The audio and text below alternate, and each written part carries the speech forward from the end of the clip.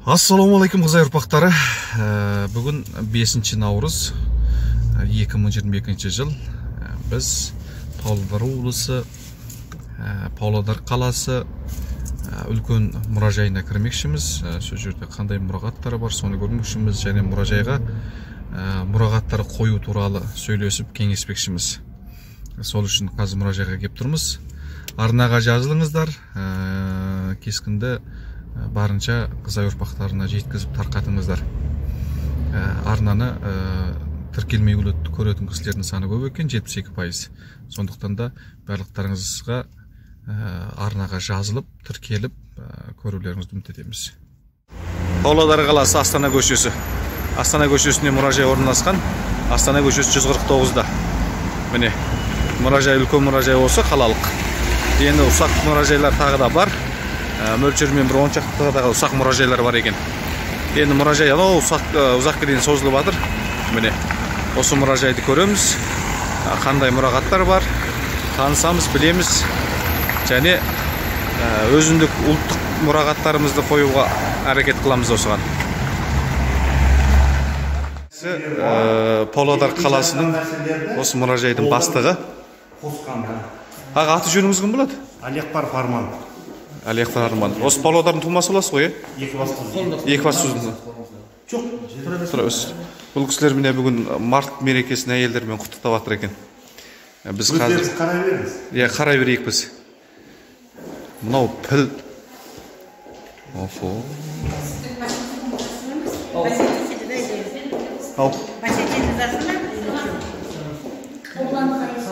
Міне піл.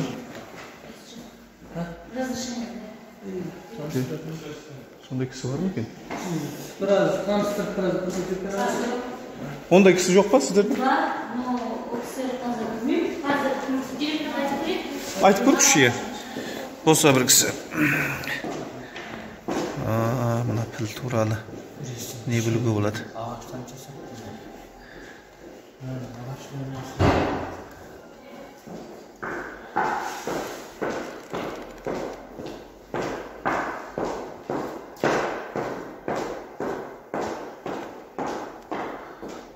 $4,8 миллион дейді жыл бұрынғы.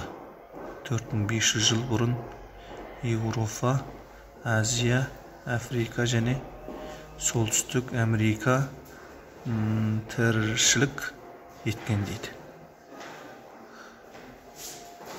Қай жерден табылған бұл сонда?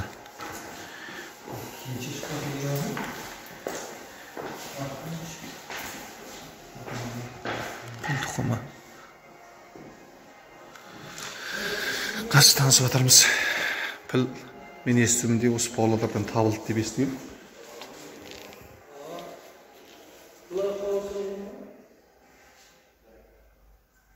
Аты жөніңіз қалай болады? Мен аты жөнім қалмын. Бізде мынау тарих-өлкетану музейі деп аталады. Біздің мына жәдігерлердің барлығы сонау 1830 жылдардан бастап жиналып келген жәдігерлердің бәрі осында. 1830-дан бері жиналып келе жатыр, 200 жыл болыпты ғой онда, 1833 жылы Баянауыл округі болған ертеде. Сол кезде Баянауыл округі кезінде орталық Павлодарда емес, Баянауылда болған. Яғни облыстық центр. Содан бастап біздің осы өлкеде көптеген белгілі ғалымдар дүниеге келген. Енді мына біздің нақты мына бір жерде осы Павлодардан табылған заттар ғой бұлар, табылған заттар. Мына суреттерді қарап жатсаңыздар, анау палеолит, неолит заманынан келе жатқан дүниелер бұлар. Бұның барлығы 1930 жылы мына кісі Орлов деген кісі Мәскеуден келіп, осы жерде мына ертістің жағасынан жардан жар ғой бізде. Биіктігі 5 метр, 4 метр жардан. Сол жардың анау су аққан кезде көптеген сүйектер көрінген. Сол сүйектердің мамонттың сүйектерін, бизонның сүйектерін барлығын осы жерден тауып алған екен. Содан бұл жерде тауып алған сүйектердің барлығын бүгінгі күнде мынау Санкт-Петербургтағы үлкен не бар ғой? Музей. Сонда апарылған. кейін Москваның өзінде музей ашылып, сол музейге оригиналдың барлығы сол жаққа кеткен. Сол кездерде ертеде бұл жерде тропикалық жер болған. То есть анау ол кезде салқындау болған деген сияқты, жылына бастады деген сияқты. Сол кезде бұл жерде тропикалық жер болғанда, бұл жерде анау жылқының басқа түрлері, бизондар, қазіргі Африкадан беретін, білесіздер ғой, көптеген мүйіз тұмсық дегенде, соның түрлері біздің осы жерде өмір сүрген. Сонымен қатар саблезубый не деген бар, арыстанның түрлері бар. Осы барлығы сүйектері біздің жерден табылған екен. Бұлар қазір біздің өмір сүрмейді, олар Африкада өмір сүреді, қазір? Африкада өмір сүреді, бірақ кезінде осы жерде тропикалық кезеңде Павлодар өңірінде өмір сүрген. Болған дейсіз ғой. Мынау енді осы жерден табылды ғой. Ол кезде су деген нәрсе, су жайылады ғой. Су жайылған кезде, мына қарап отырсаңыздар, мына бер жағында мына жар биік, 6 метр, 9 метр биіктікте. Ар жағына қарап отырсаңыздар, осыдан 10 километр арман қарай мына ойлы келеді, сосын көтеріліп арман қарай құрылып кетеді. Яғни осы жердің барлығы су басқан, қалың орман болған. Содан қалған дүниелер мынаның барлығы, мына тастарды зерттеген кезде, яғни мынау осы тастарда алғашқы палеолит заманындағы балықтар болғандығы көрсетілген. Мынау енді тасқа айналған олу деуші ме еді? Соның ол кезде үлкен түрлері ғой. Бұлдан бәрі осы Павлодар өңірден табылды. Павлодар өңірден табылған нәрселердің барлығы. Оригинал емес қой? Бұл оригинал емес, бұл тек қана көшірмесі. Яғни мінекей жаңағы айтып отқан саблезубый, яғни арыстан, аю. Бұның да бас сүйегі негізі табылды, е? Бұның да бас сүйегі табылды. Бірақ оригинал емес мынау. Бұл оригинал емес, бұл тек қана копиясы ретінде көрсетілген. Жаңағы сол зерттеуші 1930 жылы келген Орловтың фотосы. Мынау енді жаңағы мінекей Павлодардың суреті, Павлодардың мінекей шетіндегі жарды көріп отырса, осы жар. Осы жардан табылды ма онда? Мына көп ұзақ емес қой мынау. Анау тұрған темір жол. Темір жол өтіп жатыр ғой. Сол темір жолдан жиегінде барлығы гусиный перелет деп атап кеткен. Бұл гусиный перелет, ертістің жиегінен жүрсеңіздер, қарапайым жерге сурет мүсіндер қойылған. Осы гусиный перелет, яғни сол жерде осы нелердің бәрі көп табылған ғой. Негізі дейді, бұл жерде ертеде кезінде мынау үйректің бір түрі болған. Сол үйрекке байланысты, енді аңыз әңгіме бойынша керекудің байланысты сол үйрекке ұқсас болғаннан кейін деп атағанды. Кереку деп атаған дейсіз ба? Кереку деп атаған деп атады. Ол бірақ негізінде тарихта шындығына келетін болсақ, мынау түрік халықтас өмір сүрген кезде, мынау Хайдар Дулаттың құжаттарында, Қашқаридың жазбаларында былай жазылған: қазақ пен қыпшақ пен қазақ бір туған, қимақ оның баласы дей ме, осындай форматта келтірген. Яғни кезінде қимақ кезінен бастап, яғни осы жерде кереку жері болыпты кезінде. Бұл керекудің негізі шындығына келгенде, кереку дегеніміз бұл жер атауы болған жоқ. Ертеде бұл ненің атауы болған? Керегенің. Ертеде түрік халықтары кереку деп аталған. Кереге деген кигіз үйдің керегесі ғой. Кереку деп аталған. Содан бастап келе жатқан осы бір мекен. Енді мына нәрсе осы жерден табылған ма сонда мынау да? Осы жерден табылған, жаңа Орлов деген кісі осы жердің бәрін тапқан. Бұл енді мынау динозаврлардың немесі жатады ғой, бұның барлығы сол динозавр кезіндегі сүйектер. Динозаврдың сүйегі? Жоқ, динозаврдың сүйегі жақта, мінекей. Жоқ, мынау енді соның ұсағы емес па? Сол тектеске жатады ғой, тұқымдасына. Сол тұқымдас. Бұның барлығы ертіс музейінен барсаңыздар, ол жерден толық таныса аласыздар. Ертіс музейінде. Ертіс музейінде дейсіз ба? Ертіс музейі деген бар. Сол жерде тропикалық жерде өмір сүрген жануарлардың бүкіл түрлері осы жерде бар. мінекей мынау жаңағы мүйістұмсық қой жаңағы. Мүйістұмсық, иә. Бұнда бас табылған, осы жерде. Мүйістұмсықтың өзі бірнеше түрі болған. Біреуі который ыстық жерде өмір сүретін, салқын жерде өмір сүретін. Сол біздің жерде болған осы мүйістұмсық. Мынау мінекей бизон. Бизон бұғы. Бұғылары бар. Ана жерде бұғы жоқ, бізде бұғы бар. Мына Либияждан табылған бұғы. Оның мына несінің ұзындығы? Мүйізінің ұзындығы 1,5 метр. Бір жағы ғана. Бір жағы. Енді екеуін қосқан кезде 3 метр болады. Соны мына Либияж ауданынан тауып алған. Ол ана неде тұр?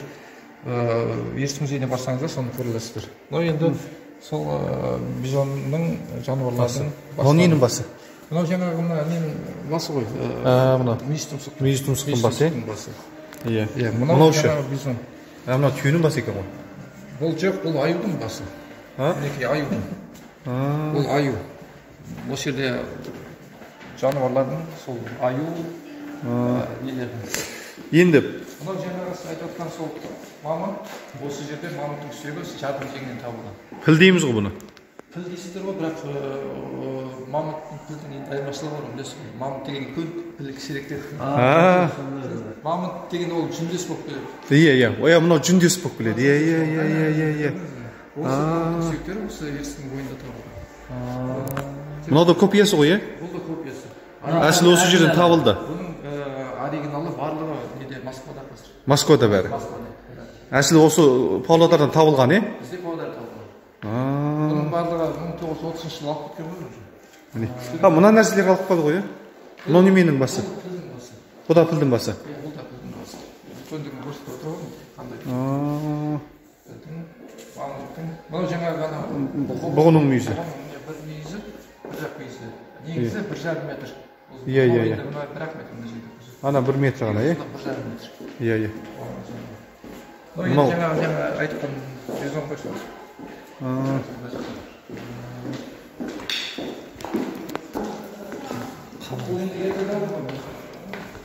Ерте дәуір. Мынау біздің қазіргі күндегі бүгінгі біздің осы өңірде өмір сүріп жүрген жануарлар. Жәндік. Көбелектің неше түрі бар екен? Жәндіктердің қандай жәндіктердің түрлері бар? Қоңыздар неше түрі? Қоңыз өміріндегі солар табылған. Мынау өсімдіктерді мынандай неге салып кептіріп үлгісін көрсетілген шөпті. Иә. Ағаштың өсімдіктері, шөптердің өсімдіктері. Мынау рис, бұл ристар, мынау Баянауыл жағында өмір сүретін. Иә. Бүгінгі күнде рис. Бүгінгі күнде бар ғой, бұл, е? Бұл әлі өкінішке дейін бар. Мынау суыр. Біздің қырға барсаңыздар, суырдан көп нәрсе жоқ. Иә. Әрбір 2-3 километр сайын толып отыр бізде. Иә. Қырға қарай шықса. Мынау үйрек, суда өмір сүретін үйректер. Мынау бізде Баянауылдағы өмір сүретін арқар дейміз ба? Арқар. Иә. Арқардың түрі. Анау борсық. Бұл бүгінгі күнде де бар бізде арқарлар. Сосын мына неге Шалдайда жүр дейді қазір. Шалдайда? Шалдайда. Шалдай дегеніміз мына Шарбақты ауданының жері ғой. Иә. Аржаны ормандық бар, сода ғой. Иә, мынау суда өсетін борсық. Не деген? Құрлықта. Құрлықта өсетін борсық. Суырдың ағасы деп қоясыз. Сонымен мынау бізде Қаныш Сәтбаев деген неміз бар. Иә. Белгілі академиямыз бар. Сол кісінің еңбегінің нәтижесінде Менделеевтің бүкіл минералдары біздің Павлодар өңірінде бар. Соның қай жерде қандай тастар барлығы туралы осы картадан көруге болады. Картаны да сызып кеткен екен ғой. Павлодар халқы осы минералдық заттарға өте бар. Неше элемент бар екен негізі? Енді нақты санап көрген жоқпын. Бірақ бізде енді жалпы түгелі бар деп тұр ғой. Жалпы 108 элемент беді қанша еді? Соның түгелі бар дей ма? Мынау енді біздің Павлодар территориясының границасы. Мынау бізде Ертіс өзенінің бойы. Мынау оң жағы, сол жағы деген сияқты. Мына жағында бізде мына жағы Аққұл районы. Лебяжі кетеді. Шарбақты кетеді, Суенка кетеді. Железника кетеді. Иә. Шербақты кетеді мінекей. Мына жағында біз Ертіс ауданы, Ақтоғай, мына жақта Екібастұз, Баянауыл, Ақкөл, мына жағы бізде Майский. Мынау қай су? Мынау қырдың суы. қырда.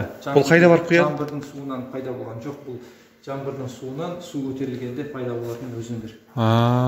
Бұл мына ертістің суы емес, бұл ағынды сулар. Бірақ дегенмен бұл жерде балықтар кәдімгідей бар. Баянауыл жақтан келеді екен ғой біле? Жоқ, Баянауыл жаққа бара ма? Жоқ, Баянауыл жақтан келіп мына құйып отыр ғой. Жоғарыдан төмен қарай. Қаздың суы ғой, тастың, таудың. Баянауылдан бар. Анау ертістің өңіріне таман барып құяды екен де? Онымен қатар мынау ертістің өзі көтерілген кезде мынау өзі өлеңтіге бұрын өлеңтіге дейін көтерілетін мына жаққа. Қазір неге заманға байланысты мынау судың ағыны өзгерді.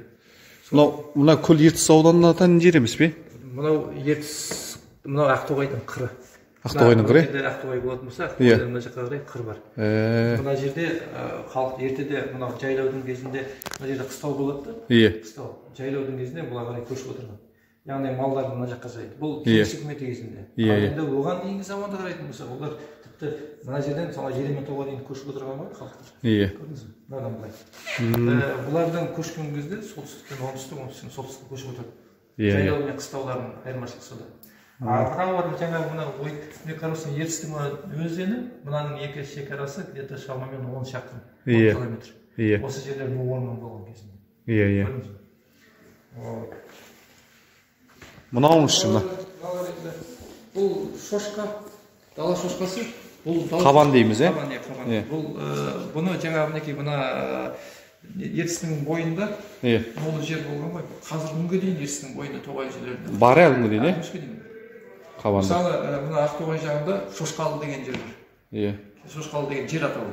Кезінде осындай шошқалар көп болған ғой, содан Шошқалы деп атап. Бұл неге байланысты айтады ғой, жердегі жануардың көптігіне байланысты жер атауы пайда болады. Сондай бір себептермен не болмаса, мысалы Алқакөл деген сөздер бар, мысалы. Қабанды осы қазақтар жеген ба? Жоқ, қабанды қазақтар жеген жоқ. Жеген жоқ, е? Бұл енді арам маңызы ғой. Дейді ғой бізде.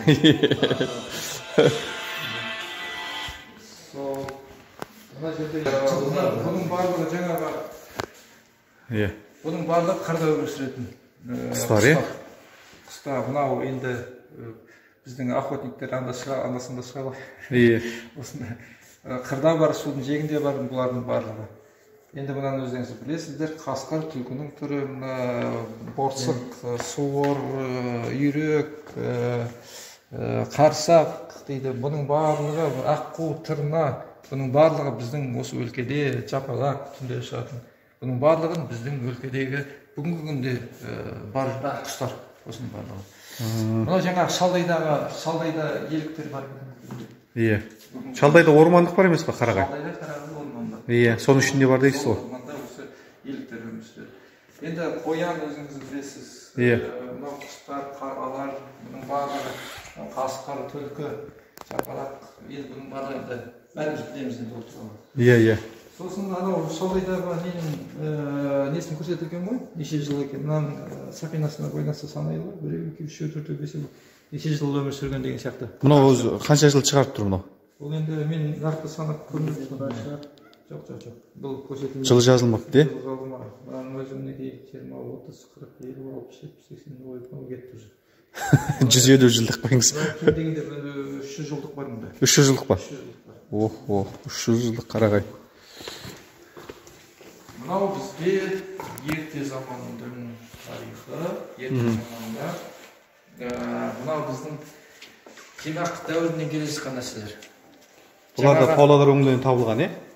Жаңа мен сіздерге айттым ғой, біздің мына Павлодар Кереку атауы түрік тектес халық болған кезде Кереку деп атаған. Мысалға біреулер қазақтар Кереку дейді. Мысалға ноғайлар, ұйғырлар, мысалға басқаша түрік тектес халық Кереку дейді мысалға. Тілдер кішкене өзгереді.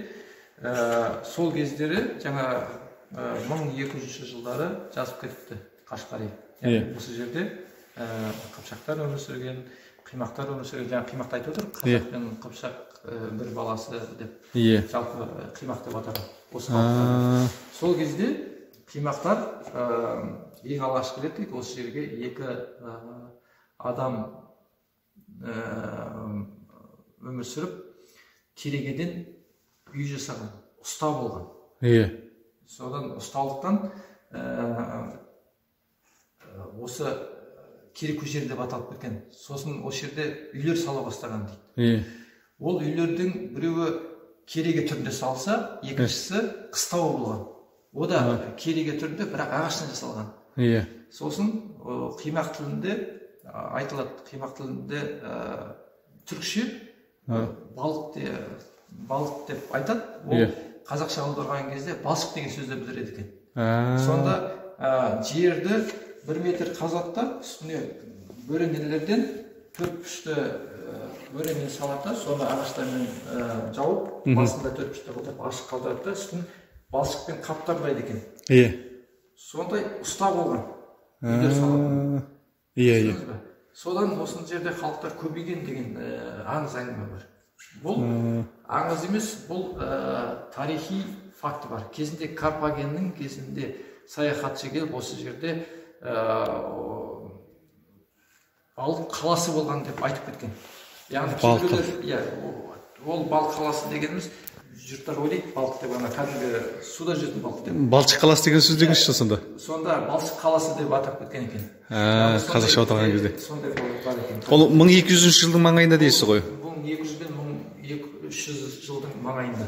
Оқиға. 12-13 ғасырларда негізі осы жерге отырақтай бастаған дейсіз ғой, отырақты жер болған. Осы жерге нақты орналаса бастаған.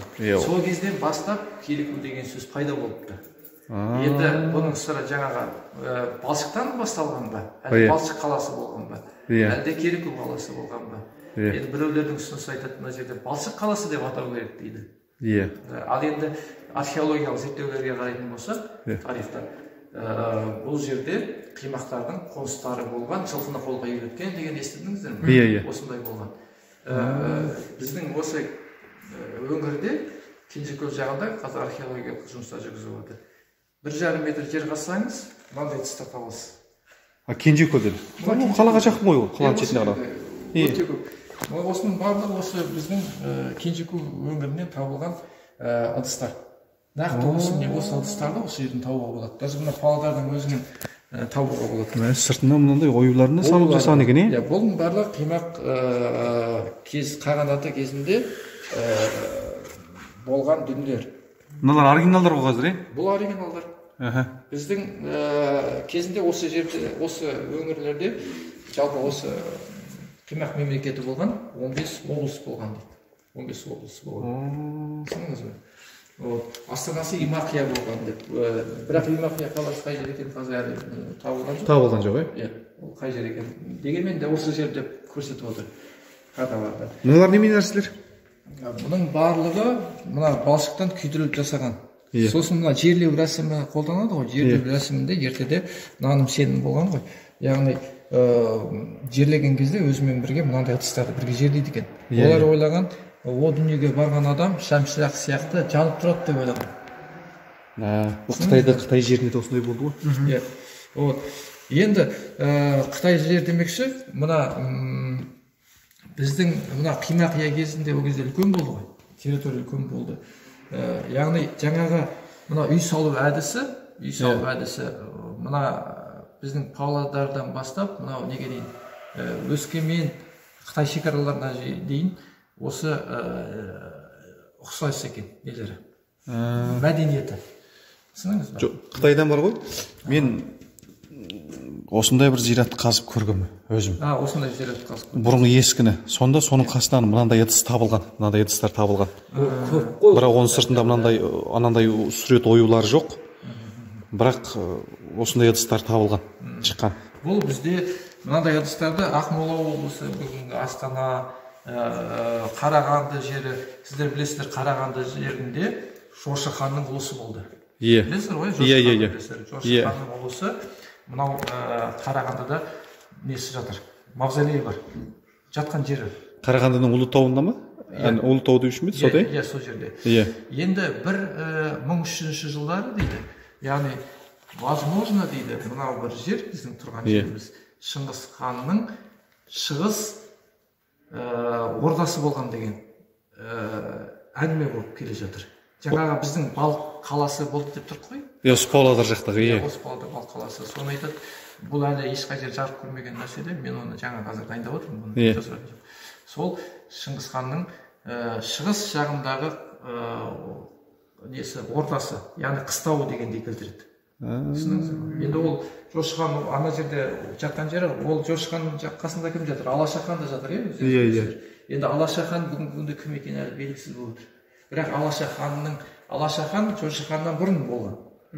Алаша ханның несінде басында бүкіл қазақ руларының нелері бар, мөрлері бар. Мысалы Арғынның мөрі, Қыпшақтың мөрі. Яғни Алаша, біздің қазақта айтады, Алаша ханның кезінде сол енді жасыратын жоқ, біреулер ойлайды осы Алаша хан Шыңғыс хан екеуі бір емес пе деп. Өйткені бұл Алаша ханның аңызында анау айта беріңіз. Енді осындай әңгімелер бар, жасыратын жоқ. Мынау бізде біздің жерден табылған әйел адамның әшекей заттары. Әшекей заттары. Бұл Ақтоғай жақтан табылған дүниелер бар мына жерде. Мұның барлық соның алғашқы әшекей заттары ғой, бұнда көрсетілген. Енді мінекей мынау әйел адам, сол қимақ кезіндегі әйел адам үстінде киген киімі, нелері, осындай үлгісі көрсетілген. Қайрақтас менде болған Қытайда ғой, қалып қойды ғой. Қытайда әлі үйімде сақтаулы мен.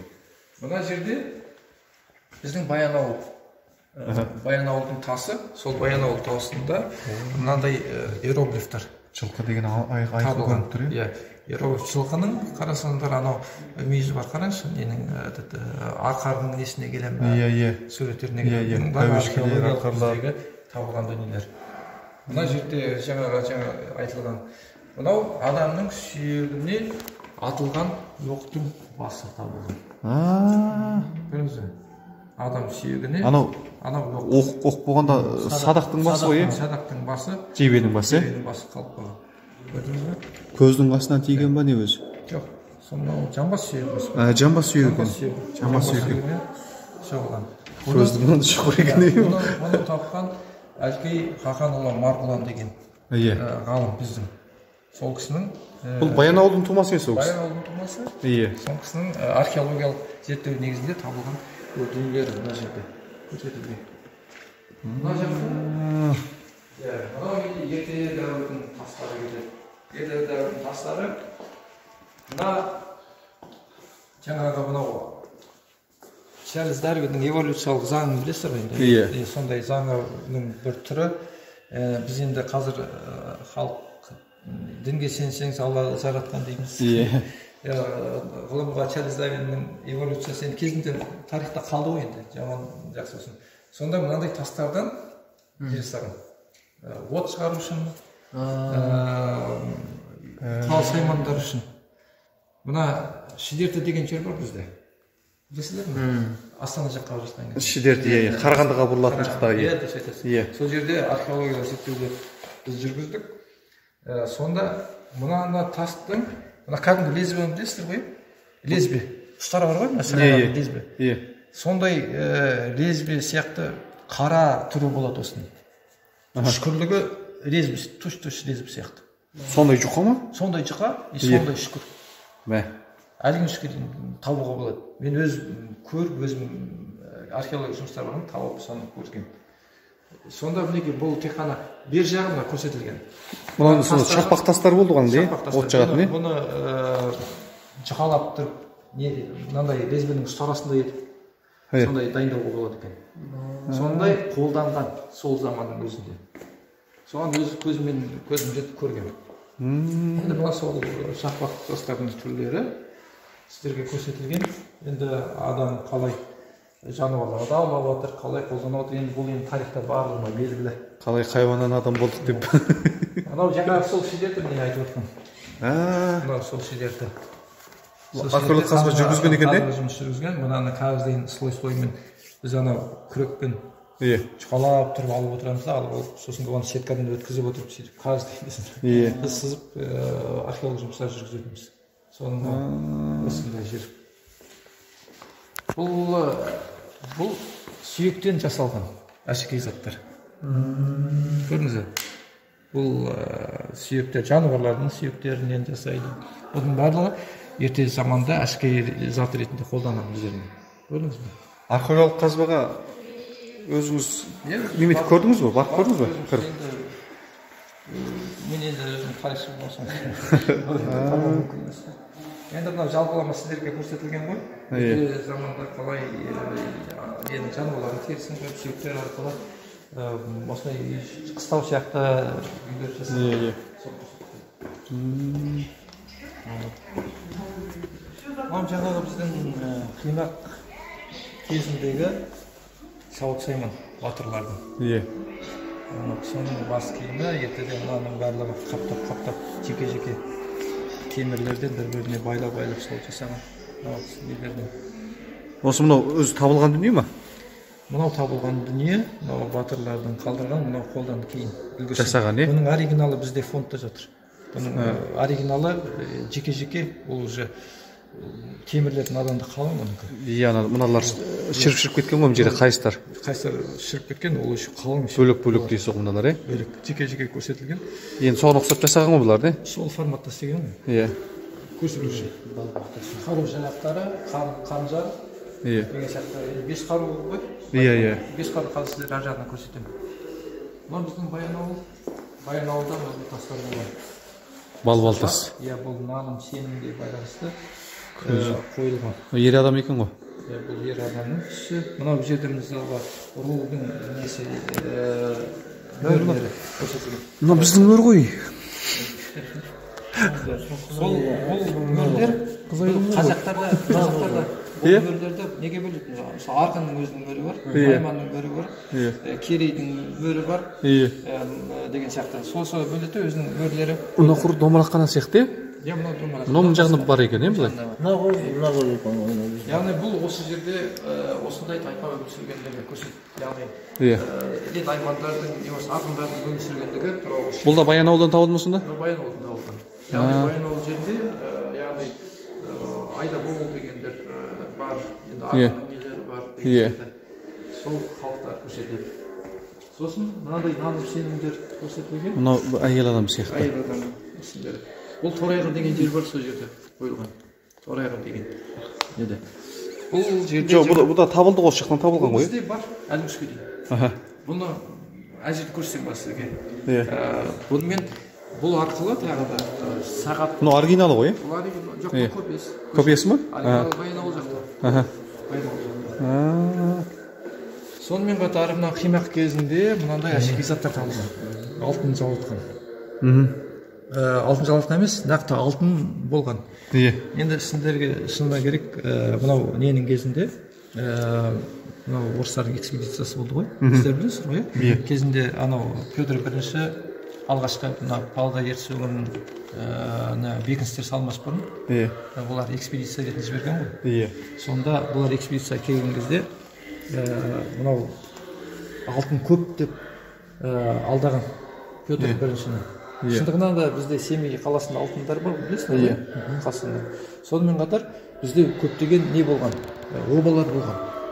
Осы обалардың ішінде алтын әшекей заттар көп болған. Қосып көмілген. Содан бұл жаңа Ресейдің несі нөкерлер келеді, анау нелердің бәрін ұрлайды екен.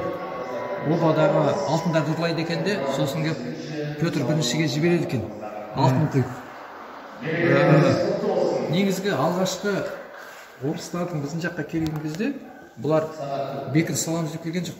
Бұлар алтын аламыз деп келген болды. Ең алғашқы рет. Сондан обаларды, қазір обадағы алтындарды алып, жан жаққа жібереді екен. Сөйтіп біздің мына ертіс өңіріндегі бүкіл обалардағы алтындардың бәрін тонау түгелі неге кеткен? Петр біріншіге кеткен екен. Мә. Мынау бізде тек қана ол қалған түрлері ғана. Алтын болған. Сөйтіп біздің мына Павлодар жерінде көптеген бекіністер пайда болды. Жәміш деген, Ямышев деген. Ямышев.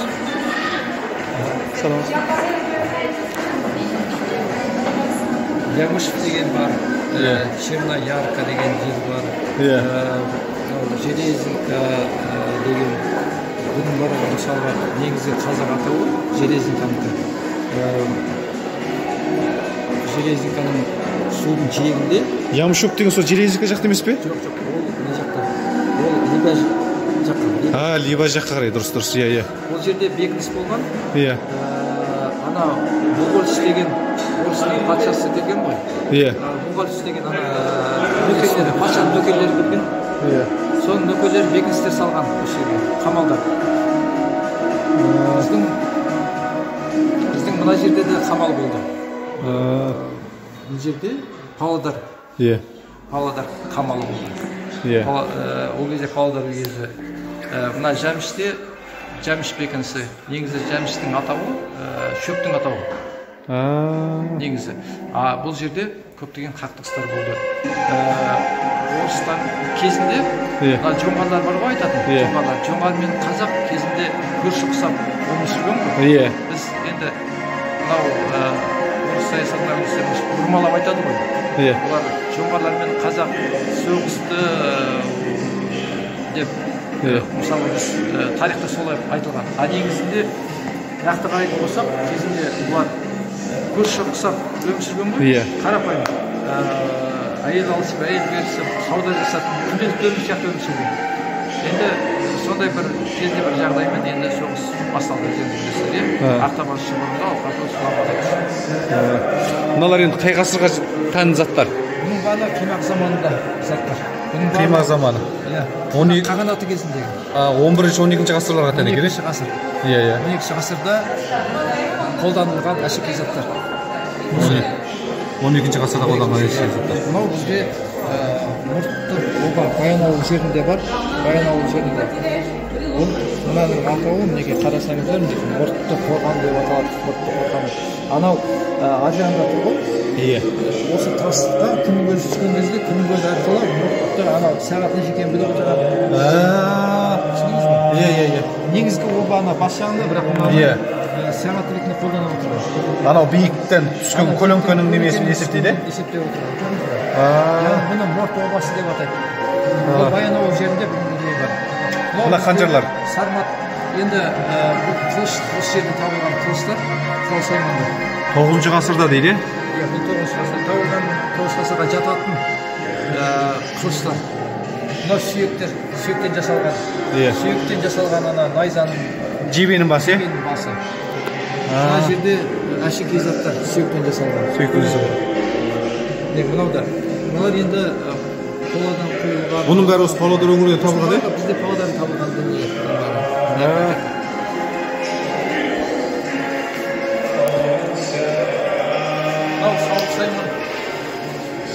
Сауыт сайманның шығып кеткен ауыздық. Меттен жасаған нәрсе ғой? Оның аттың әбзалдарының өзі әшекей заттан әдемілеген. Көрдіңіз бе? Бұның бәрі бізден табылып отыр, бұның бәрі. Мұның бәрі. Мынау шүберек осы күнге сақталып қалған жібек мата. Ұлы жібек жолын білесіздер ме? Сол кездерде жібек мата қандай болған үлгісін көрсетіп отыр. Мұның бәрі әшекей заттар.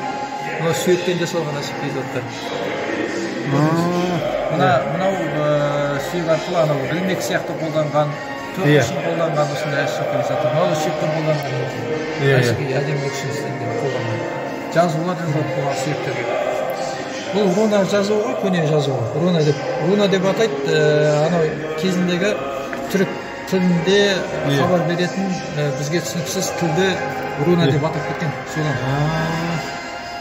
Мынау ағаштың. Мынау да сүйектен жасалған екен, е? Сүйектен жасалған. Үзеңгі. Көрдіңіз бе? Мынау үзеңгі темірден жасалған. Темірден жасалған үзеңгі. Мынау енді жалау қолбасшы кезінде осындай найзаның басына осындай жалаулар ұстайды. Ол әрбір батырдың мысалы несіне байланысты, хан да мысалы қолына мынандай үлгіде болса, 11-12 жасар дейді. Ненің мысалға әскер басшысының найза болуы мүмкін. Мысалы жебенің ұстайтын, жебенің басшысы болуы мүмкін. Ненің басшысы соған өзіне сай қарудың түрін қолда ұстайды да, осындай қарудың басқа түрін қолданады әдемі. Алып жүреді деген сонда. Әскер басшылығы екенін көрсететін белгі. Мынаның барлығы біздің өңірден табылған мынау ненің сауыттың бас киімі. Яғни Дулға деуші ме, не деуші едік? Иә. Иә. Ана жар жағында қазір әне бас киім туралы көруге болады. Ескі түрі мынау жаңағы үстіндегі шиттар дейді ғой былай. Сауыт, иә? Сауыт. Анау бірақ бір-біріне шіріп қатқапты ғой, иә? Бұл уже ыдыстар көрсетілген. Өзен шіріп кеткен екен, иә? Бұның барлығы орта ғасырда жататын дүниелер. Сол кездегі ыдыстар екен. Мына жерде, мынау бізде Ақтоғай ауданында, мына жерде суреттер боқы деп аталады. Боқы деп күмістен соғылып жасалған. Әйелдерге еткен де? Әйелдерге бас киімі. Негізі осы жерде өмір сүретін түрік тектес халықтардың бас киімдері осындай формаларын әйелдердің. Бұл 8-9 ғасырларда ма не? Жоқ, бұл сол қимақ дәуірінде негізі.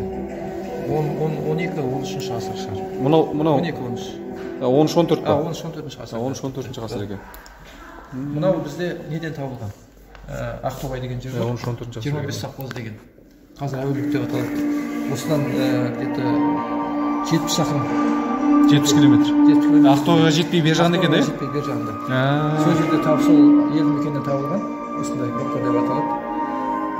Қарасаңыздар көрдіңіз бе? Бұл неменен жасалған? Оригинал ма? Оригинал ма? Неден жасалған екен? Күмістен жасалған. Күмістен, иә?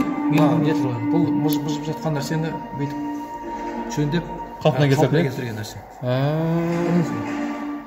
Әйел адам. Бұл яғни белгілі ханшайымның несі, бас киімі. Иә. Бұл енді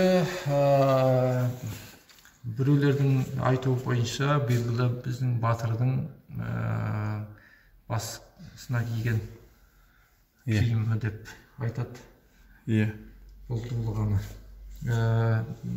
Қабанбай батырдың кезінде дейді. Енді білмеймін қай батыр екен. Ұмытып нақты жаспайды кім екен, Малайсарын. Малайсарын ма деп ойлап отырмын. Сөйлейді енді. Бұл енді нақты белгісіз. Бізде кезінде мавзолейлер көп болған. Бұл жерде қарасаңыздар, мавзолей. Тастан күйдіріліп жасалған, кірпіштерінен жасалған мавзолейлер көп болған. Бұның барлығы мынау 1930 жылдары мынау ненің саясатқа байланысты біздегі мешіттер барлығы қиратылып, кезінде молдалар нелі ұстаған, көшіп қонып жүрген кезде өзімен бірге ондай мазарларды да қиратсан дейсіз ғой? Мазарлар болғанда мешіттер сияқты болған ғой, кезінде мешіт ретінде қолданған. Бұл жерде кітапхана ретінде қолданған. Бұл жерде молдалар сабақ берген. Бұл көшіп қонған жерінде сабақ берген. Кейін мынау отарлау саясаты кезінде кітаптардың бәрін жағып, мынандай нелердің барлығын құлатып, яғни тарихымызды жоқ қылдырған ғой, бір сөзбен айтқанда. Бұның барлығы әшекей заттар. Мынау айна. 11-ші айна. Бұл айна ма екен? Ақтоғайдан табылған айна. Әйел адам. Айна дейді. Жаңа ғана болқаның суреті көрсетілді. Енді ар жағында жаңа қыш нелер тастан күйдіріліп жасалған. Бізде кәдімгідей моншамыз болған дейді кезінде. Әшекейлі сыртына осындай әшекейлеп ою қалдырып жазып әдемі бізде 13-14 ғасырларда екен, 13-14 ғасырларда күйдіріліп. Бұл енді мазар болмас бұрын ол қолданылған ғой негізі алдында. Сол кездің өзінде осындай бір оюлар салып жасаған, е? Жасаған сол кезде. Бұның барлығы біздің осы өлкеде. Мынау Ақкөлден табылған дүниелер. Бұл әліңішке дейін бар тауы. Ақкөл қай жерде? Ақкөл дегеніміз осы қыр жаққа қарай кетеді. Екібастұзға бара жатқан кезде. Ақтоғайдың жерінде ме? Ақтоғай менен Екібастұздың қыры. Сол жерде Ақкөл жайылма дейді. Сол жақта осындай нелер бар. Нелер табылған. Қыш ыдыстар табылған. Бұл моншаның нелері, түрлері. Қызыл еңбек дейді. Жерлер, соның бәрін көрсетілген. Маяудан қызыл еңбек дейді ол ма? Иә, бұл басқа. Мынау мінекей не ғой, Ақкөл. Мынау тұрған. Әулие өзені. Әулие өзені дейді. Мынау Ақкөл. Мынау жаңа айтып отқан жаңа Маяудан. Маяудан деген. Майский районында. Сонымен қатар Қала Баласұғын деген жер бар бізде. мына Әулиекөл жаңағы айтып отқан Ақкөл жақты, қала баласыған ол басқа жақта. Қала басқан сол Майордан емес пе? Жоқ. Мынау әлі белгісіз бізде. 14-15 ғасырдағы жаңа Имақия қаласы болған деген әңгімелер бар бізде. Вот. Бұл не Железинка жақтағы. Железинка жақта сауда саттық қоянды деген жерлер бар сол жақта.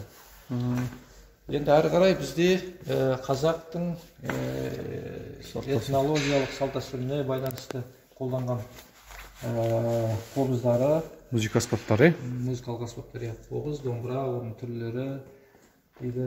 Оның барлығы киімдер. Мынау қазақ әйелінің бай мен кедей кезіндегі ханшайымның киген киімі. Мынау ер азаматтың киімі. Бұл киім үлгісі мынау алашаның түрі, яғни қой жүнінен, түйенің жүнінен осындай киіздер тігілген. 20 ғасырда дейді. Мынау 1930 жылдарға дейін осы өлкеде бай мен кедей көп болған ғой.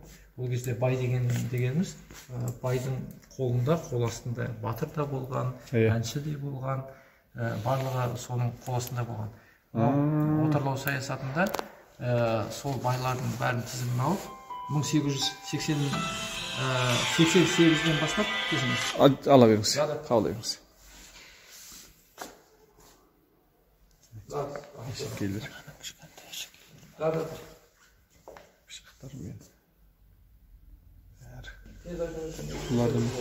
Бұлардың бәрі 19 ғасырға тән дейді. 20 ғасыр.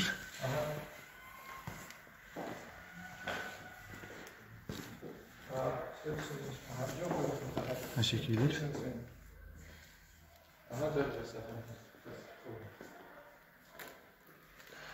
1886 жылдан бастап біздің жерге осы жерді экспедиция жасайды. Қай жерде, қай өңірде жер атауы қалай екен деп список жасайды. 1886 жылдар. 1886-дан бастап 1910 жыл аралығында. Соның негізінде қай жерде, қай ру қай жерде қоныстанып жүрді, оның басшысы кім, байы кім, соның тізімін алады.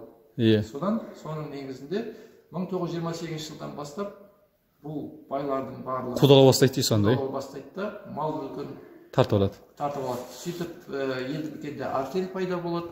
Артель одан кейінгі колхоз, совхоздар пайда болады.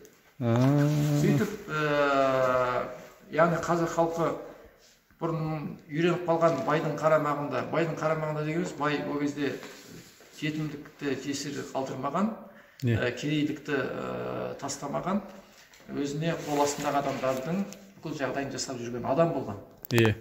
Бүгінгі күнмен айтқанда, Совет үкіметінің кезінде айтатын болса, совхоздың директоры сияқты болған ғой. Содан мынау мал мүлікті алып қойып, бұларды қудалап ату жазасына кескен кезде бізде аштық жылы басталды. Аштық пайда болды да, яғни халық ол өмірге дайын болмай шықты. Содан көптеген қазақ халық қырыла бастады. Сол кезде жаңа пайда болған, жаңа бай мен менің киімі көрсетіп отқаным сол. Күніміз осымен тамам. Уақыт ұзақ болған себепті біз кескінді екіге бөлуге ойланып тұрмыз. Сондықтан да ары қарай екінші кескіні жүктеледі. Сол екінші кескінді толықтай көріңіздер. Арнаға жазылыңыздар. Арнамыздың демеушісі болыңыздар. Бұл кескінді видеоларды кеңінен тарқатыңыздар. Павлодар мұражайы туралы екінші ұласпалы кескінге ортақтасыңыздар, бөлісіңіздер.